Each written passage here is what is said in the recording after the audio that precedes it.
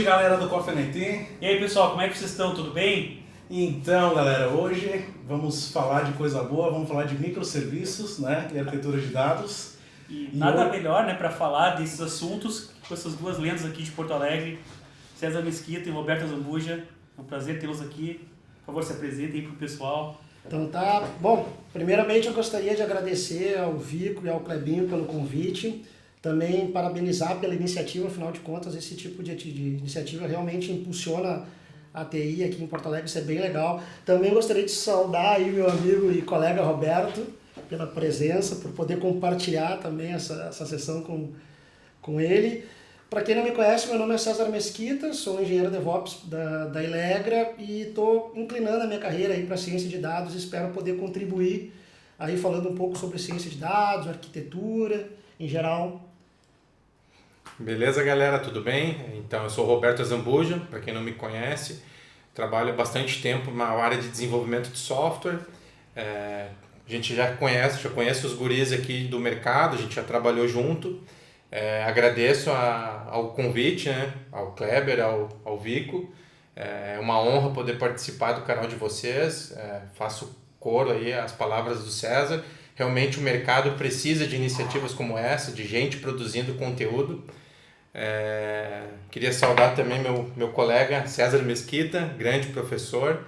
É uma honra poder participar do programa ao teu lado também e espero que a gente possa ter as mesmas discussões que a gente tinha quando a gente trabalhava junto. Os nossos 50 centavos a gente espera contribuir, né, galera? É o que importa, né? Porque, por incrível que pareça, a gente já discutiu muito sobre diversos temas diferentes relacionados à tecnologia. E algumas coisas a gente tem visões convergentes, mas na maioria delas a gente tem pontos de discordância. Eu acho que isso vai ser o legal aí do vídeo, né? Poder tratar desses assuntos e mostrar pontos de vista diversos. Porque essa é a realidade, né, hoje. Então, acho que vamos começar. Vamos lá, então. Já que é para ter divergência, vamos trazer para a mesa. Vamos trazer para a mesa. Galera, no vídeo anterior a gente falou de microserviços, né? A gente falou um pouquinho do que as empresas estão fazendo, nós estamos fazendo. Peço de novo que se inscrevam no canal, cliquem no sininho para ativar as notificações e vamos lá, né? O que nós vamos brincar hoje, galera? Nós vamos falar um pouquinho de arquitetura de dados com microserviços, né? Vamos tentar brincar um pouquinho com Big Data, Data Driven, enfim, vamos falar de microserviços, vamos falar de dados, o que está dando certo e dando errado, que estão técnicas, adotando, né? que as técnicas, realmente o pessoal está botando em uso tudo essas tecnologias, estão trazendo para o negócio esse benefício, né? Exatamente. Eu até gostaria de até fazer uma pequena contribuição agora logo de introdução, porque eu entendo que o mercado, a gente tem que saber também segmentar um pouco, separar o que é um entusiasmo tecnológico da realidade de negócio, né? A gente vive um momento atual onde dado é uma realidade, informações e decisões sendo tomadas a partir de dados realmente fazem a diferença, mas também eu enxergo muito entusiasmo, muita necessidade por usar a tecnologia sem realmente saber onde aplicar ou aplicar de forma correta, né? Então, eu acho que a evolução depende disso, de entender um problema real de um negócio e como a tecnologia pode nos ajudar a resolver esse problema, né? E eu acho que arquitetura e microserviço tem tudo a ver com isso, né? Acho que, tentando entrar na discussão, a gente vê a adoção, muitas empresas adotando arquiteturas de microserviços, justamente por essa questão que o César comentou do entusiasmo, e muitas vezes o modelo, a estrutura organizacional, ela não acompanha, né, esse novo modelo de desenvolver software, né? Então a gente tem uma experiência bem forte, onde a gente trabalhou muito forte a questão tecnológica e praticamente ficou relegado ao segundo plano a questão organizacional. E aí a gente acaba incorrendo em diversos problemas, né? De colocar a tecnologia na frente da forma como a empresa se organiza para entregar software. E isso, depois de um certo tempo, se confrontam, né? Exatamente. Chega uma hora que tu não consegue evoluir de um lado nem de outro, porque eles se batem ali e ficam estagnados. Então, na minha opinião, antes de sair reescrevendo a sua arquitetura, uma arquitetura de microserviços, você deveria realmente pensar qual modelo, como você vai organizar os seus times para entregar software, né? Então, eu costumo dizer que microserviços tem um aspecto tecnológico, mas antes de tudo é a forma como a sua empresa se organiza para entregar software com o menor time to market e a maior qualidade possível. Isso. E a gente trouxe um problema já de cara quando a gente foi uma arquitetura distribuída, né? Isso. A gente tinha um dado contido, era relacional, a visão era única, a gente tinha o cara que acessava um BI, tinha um cara que gerava um reporte, tinha um cara que fazia uma visão lá num cubo mágico e trazia o dado, e agora a gente fez esse dado. Mas você tem que distribuir. Isso era contido numa equipe de BI, em 2, 3 pessoas. Agora a gente começa a expandir para uma organização inteira. Exatamente. Esse é o problema. E o que acontece? Isso eu acho que também já serve como um gancho para também tentar trazer para quem está assistindo aí o canal um pouco de alguns conceitos por trás, né, dessa, quando se fala em dados, né, se fala muito, se traz muito o conceito de Big Data, se fala também em Small Data. Então acho que vale a pena a gente dar uma pequena pincelada, assim, porque como o pessoal falou, acho que há alguns anos atrás, talvez uma década atrás, as empresas elas usavam o sistema de informação como uma ferramenta de apoio, né? Hoje talvez os negócios digitais signifiquem boa parte, né, do faturamento das empresas.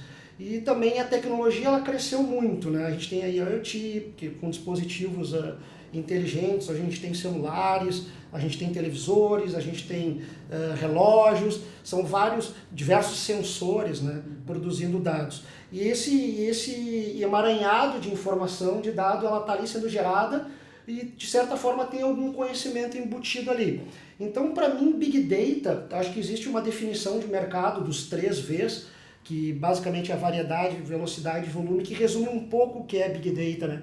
Você ser capaz de produzir grandes volumes de dados, muitas vezes desestruturados, texto, muitas vezes até formatos complexos como áudio, como vídeo, ou seja, tu tem uma variedade, uma velocidade de produção também muito grande, e isso tudo é o Big Data, né? E como as empresas, os negócios digitais podem se beneficiar disso, né? Porque os negócios digitais estão aí, como eu falei anteriormente, boa parte, né, do orçamento orbita em volta disso, e como as empresas, acho que essa é a discussão que a gente pode ter aqui, é como as empresas podem se beneficiar dessa grande quantidade de dados sendo produzidas, né? E fazendo um link com microserviços, a gente vai ao Data Briefing, orientar a empresa essa manipulação de dados, entender o que ela precisa. Então acho que isso já vai muito à adoção de arquitetura de microserviços, já vira como uma premissa, que a gente comentou no vídeo anterior. Ter uma organização orientada a dados, quem é o responsável por fazer essa organização, quem é que vai tocar isso. Eu acho que só complementando, né, como muito bem colocado pelo César e também antes pelo Kleber, hoje você tem uma explosão de dados em diversos formatos e protocolos diferentes. E a própria arquitetura de microserviços, ela leva você a trabalhar muito forte arquiteturas orientadas a eventos também. Então, você conseguir traçar uma visão única de um determinado dado, conseguir correlacionar dados de diversos domínios de negócio, se torna cada vez mais complexo, né? Então, para isso, você tem que trabalhar algumas técnicas para poder, né, justamente chegar lá na ponta com uma visão analítica. Esse é o ponto que eu queria perguntar para vocês, porque tinha um artigo da Forbes que fala o seguinte, que até 2011 nós tínhamos um dado da população, da humanidade, e de 2011 a 2014 nós triplicamos esse dado. Então essa é uma informação que a gente tem muito mais dado. E aí eu pergunto a vocês, eu tenho um volume grande de dados e eu tenho que dar uma importância para esse dado dentro do volume. O que eu faço para entender o que agrega, o que não agrega? Onde é que eu tenho a informação que aquele dado naquele tempo é importante? Então, eu acho que aí essa tua colocação foi excelente porque me permite explicar um pouco a diferença do que é Business Intelligence e o que é Data Science. Isso se confunde muito aí no mercado, né? Como eu falei, existe um conceito que já vem de algumas décadas de Business Intelligence que basicamente é a tomada de decisão, né, com base nos dados, e geralmente dados estruturados. A gente pode pegar como exemplo uma empresa de varejo, por exemplo, onde você pode ter ali a partir de Business Intelligence a quantidade de vendas de um determinado produto ou o desempenho do meu estoque, por exemplo, para daí eu melhorar a minha eficiência logística. Isso tudo tem a ver com o processo empresarial, com indicadores de performance. Isso a TI e sistemas de informação já vem trabalhando há mais tempo. A ciência de dados, Kleber, ela vem para responder exatamente essa tua colocação. A ciência de dados ela tem mais um aspecto mais exploratório, de maior curiosidade.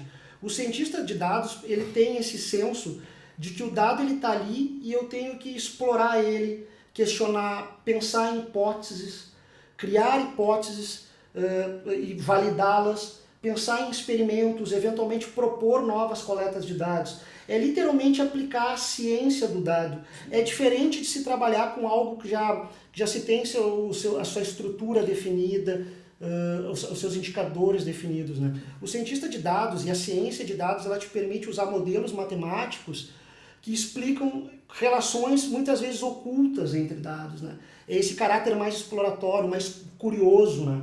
De como explorar o dado. Mas na visão de vocês, aonde que entra isso para o negócio da empresa?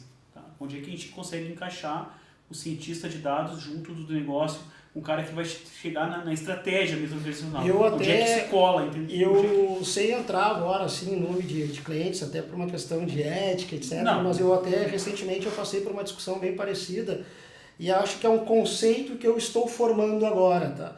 Porque eu tinha uma visão há alguns meses, as organizações como um todo, elas deveriam se organizar para ter um time de Big Data.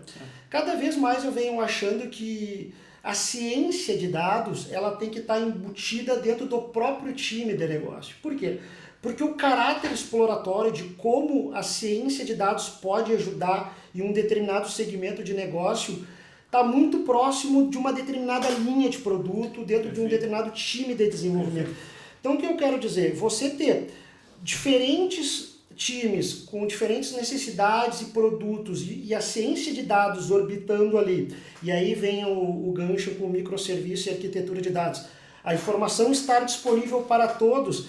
Eu acho que quem tem mais condições de tirar proveito da ciência de dados é o próprio time. Da mesma forma como a gente fala que o empoderamento do time sobre um determinado domínio de negócio. Exato, era esse ponto que eu queria chegar. Eu tenho essa visão, sabe, Vico? Eu tenho pensado muito, refletido muito sobre isso. E também tem um outro aspecto, eu estou estudando, né, estou me especializando aí em ciência de dados, e eu vejo o quão complexo é para nós que somos de TI nos evoluirmos tecnicamente em processos que não estão relacionados à ciência da computação, mas que um cientista de dados precisa dominar, como, por exemplo, práticas de matemática e estatística. É muito complexo, existem vários modelos estatísticos. Então, se a gente trabalhar um modelo estatístico por um determinado domínio de negócio, é muito mais fácil de tu tirar resultado daquilo. Tu entende? Porque o volume de informações diminui um pouco, né? Tu já começa a restringir. Então, tu vai precisar ter um conhecimento estatístico para aquele determinado domínio de negócio, ao invés de eu precisar ser um PhD, doutorado, mestrado em diferentes modelos estatísticos, diferentes modelos de machine learning, porque eu preciso resolver o problema do universo, não. Eu vou resumir a ciência de dados a um determinado domínio e a partir daí eu vou trocando informações, justamente por uma arquitetura de dado bem planejada e que me permite ter acessos a diferentes dados de diferentes domínios de negócio. Né? Falando um pouquinho do caso técnico, se vocês me permitem, a AWS uma vez lançou um paper sobre o tipo do dado, né? Se o dado quente, frio, morno, né? E como tu fazer a coleta dele e a mineração dele. Porque tu não pode pegar todo o dado e querer tratar. Isso é bom, e o time, quando a gente fala aí de Domain Driven Design, falando para Data Driven especialmente, a gente tem que entender, o meu domínio é A, o meu dado é B e como correlacionar isso com um dado que é importante, um dado que vai ser importante num dia mais um e um dado que vai ser analisado daqui a alguns anos.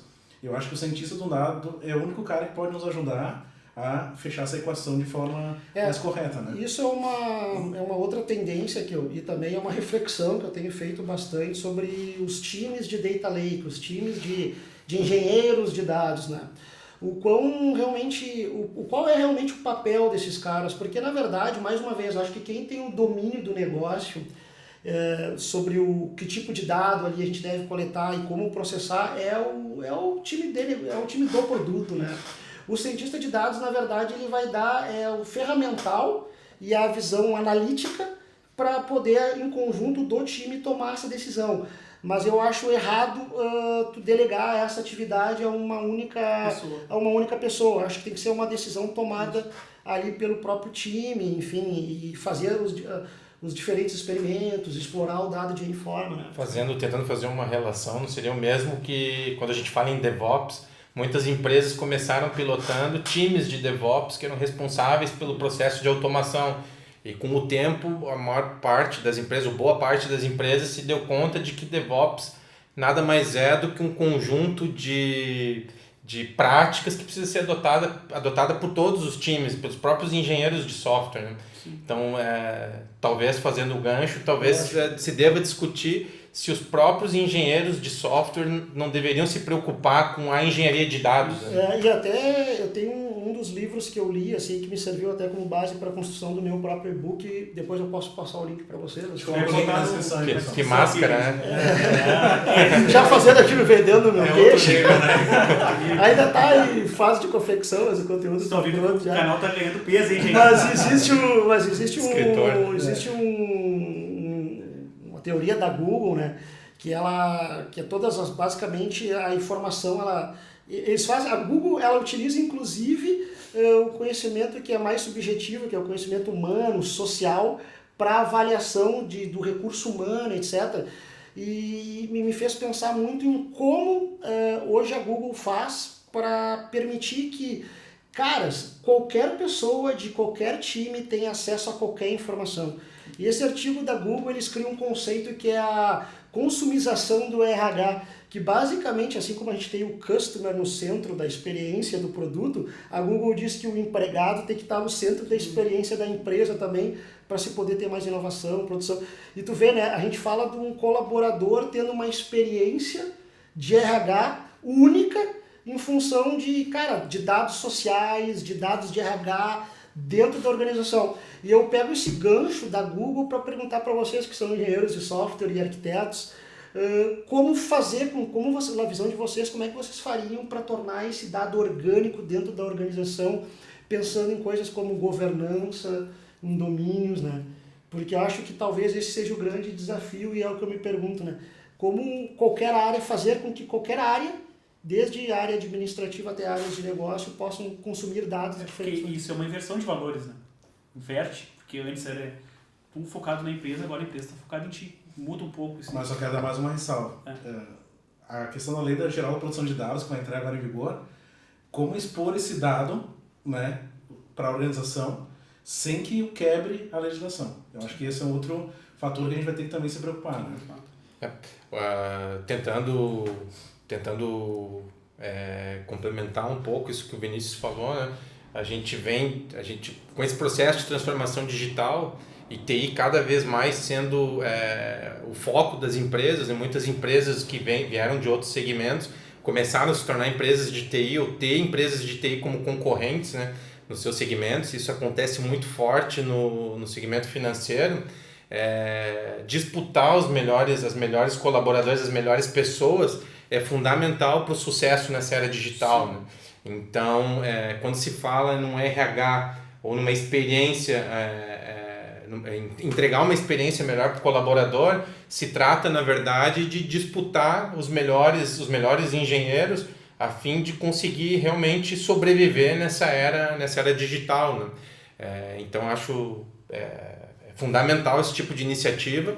Cada vez mais a gente vê empresas que sempre foram empresas que terceirizavam mão de obra, cada vez mais internalizando essas pessoas, porque antigamente a gente ouvia, né, que TI não era o core da empresa, e cada vez mais tem se tornado o core, tem se tornado o negócio segmento, TI. Então se faz fundamental, é fundamental você ter armas para poder disputar, né, os melhores engenheiros no mercado. E essa é a provocação ali, eu acho que tu foi bem no ponto ali, a gente não combinou, viu?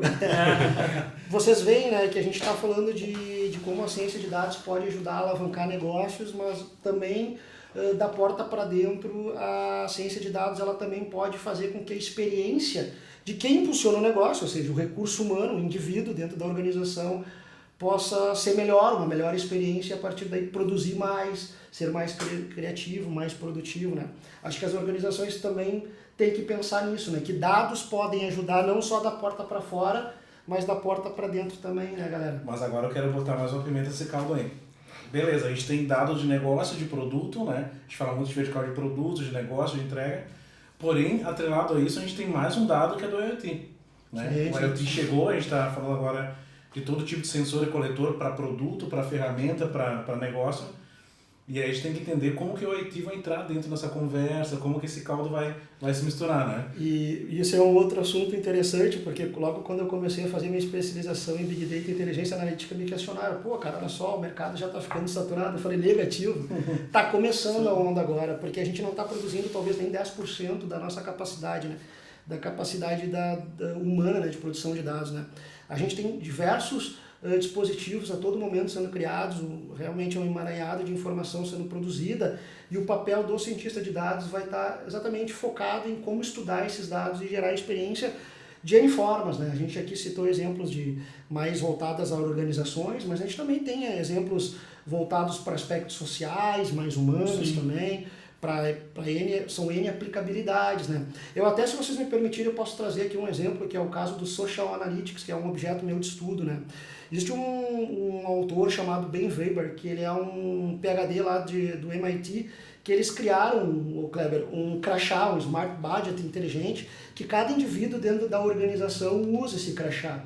Embarcado dentro desse crachá a gente tem um microfone, um sensor de infravermelho e um acelerômetro. Para quê? Para fazer mapeamento de relações sociais dentro da organização.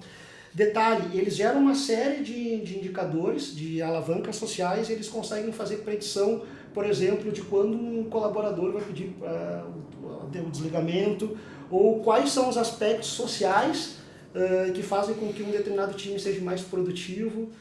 Só analisando aspectos sociais, detalhe, sem inspecionar o conteúdo do dado. Só questões mais sociais, tipo entonação de voz, quem fala com quem, quantidade de palavras ditas, a coesão do time. Então, eu até aconselho, o Ben Weber é um cara bem conhecido, e o Social Analytics eu acho que é uma tendência e uma aplicabilidade em IoT, né? Legal. E tem um fator também, até pode depois, se tu César puder colocar o link, vamos colocar o link a gente coloca na descrição, né, do vídeo. A questão da medicina com a IoT, tu tá vendo uma visão bem legal, que é a questão do tu ter os chips subcutâneos, que é uma... Nossa, a gente não tá falando aqui sobre... Exatamente, aí vai embora. Sobre alterar carbo, Netflix, nada disso, mas a galera já faz pesquisa de poder ter tua vida médica junto de ti, e se tu chegar a qualquer situação, qualquer lugar, tu tem o dado ali, né? Tem todo o rastreamento que Pensando em IoT, também tem muito forte a aplicação residencial. Né? Você tem máquina de lavar, você tem ar-condicionado, tudo funciona, tudo produz dado. Isso que eu ia falar. Hoje chegando muito assistentes pessoais também, né? Que também produzem, eles precisam e produzem uma quantidade grande de dados. Hoje uma casa, uma residência é quase um ser vivo, de tanta coisa que ela produz.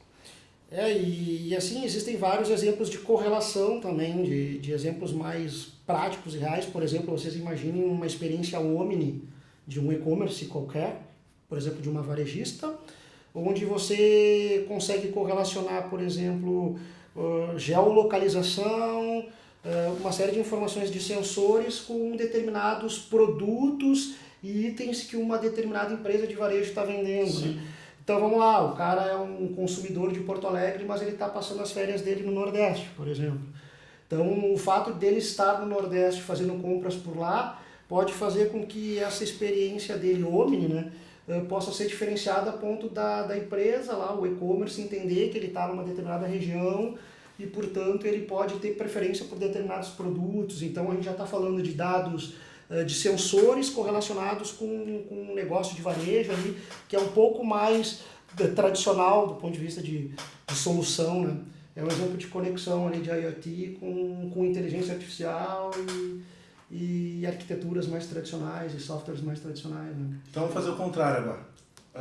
A gente já está conhecendo esse mundo, experimentando, mas eu como empresa hoje, vai procurar um de nós, vai procurar... Enfim, alguns profissionais na área, por onde começar? Eu instalei o Hadoop lá, eu botei um Data Lake em S3, eu botei alguma machine learning para entender o dado. Por onde que eu começo? Bom, eu diria o seguinte, eu acho que é sempre bom partir de um problema de negócio, né? Eu sei que o cientista de dados, em geral, ele tem um caráter mais exploratório, mais de curioso, né? De cientista mesmo. Mas eu acho que conhecer o negócio ele é fundamental, conhecer os processos, conhecer o mercado onde esse negócio está inserido é fundamental. A partir daí, tendo essa clareza, procurar no mercado profissionais que conheçam as habilidades ali necessárias, né? para fazer alguma análise mais exploratória do teu dado. Não necessariamente significa que tu tenha que ter grandes data lakes, grandes estruturas, às vezes pequenos datasets te permitem gerar esses insights, né?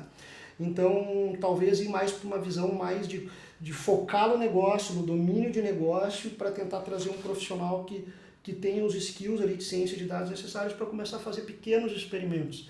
Eu vejo, Kleber, que muitas empresas começam pelo contrário. Primeiro se preocupam em criar data lakes, em estruturas complexas de armazenamento de dados e não sabem o que fazer com ele, né? A gente precisa experimentar tanto quanto qualquer produto. Exatamente. Então, você ter profissionais capazes de fazer pequenos experimentos. Mais uma vez, ter a clareza do negócio, o mercado onde está inserido, a problemática que você quer resolver é o primeiro passo. Depois, buscar profissionais que tenham essas habilidades em ciência de dados para fazer explorar os dados de forma mais adequada, entendeu? E como eu falei, às vezes pequenos datasets, às vezes conteúdo vindo de um Excel já é suficiente para você correlacionar daqui com lá e chegar a uma descoberta, né? Então, eu primeiramente começaria dessa forma. Ter uma estrutura clara de arquitetura, um bom conhecimento e domínio de negócio e a partir daí buscar um profissional para resolver uma pequena problemática dentro de um determinado domínio, de um produto. Vamos entender um problema para resolver, né? Exatamente. Se você não tem um problema, não... Porque tu diz, às vezes eu tenho um problema que eu nem sei qual é, né? E vocês concordam? E talvez esse seja o principal erro, o principal problema que eu vejo no mercado. Para você saber que tem um problema, você precisa ter um pleno conhecimento do negócio. Então, eu acho que falta essa frase, esse entendimento dessa frase. Ter um pleno conhecimento do negócio, porque para mim poder explorar, para mim ser curioso, para mim correlacionar e fazer descobertas, eu preciso saber o que eu estou trabalhando, o dado que eu estou trabalhando, a qualidade desse dado, né? E eu acho que é isso que falta. Existem profissionais com conhecimento estatístico, matemático, existem profissionais com conhecimento de ciência da computação, mas um cara que una esses dois conhecimentos para responder um problema de negócio não existe. E esse é o ponto. Para te saber que tem um problema, tu precisa saber, né, o teu próprio negócio. Eu acho que esse é o ponto, entende? Bom, gente, eu só tenho que agradecer a aula de vocês, a presença dos dois. Acho que a riqueza que vocês trouxeram sobre o assunto foi importante. Espero que mais vezes possam vir aqui no canal e contribuir com o que vocês entendam que seja importante. Então...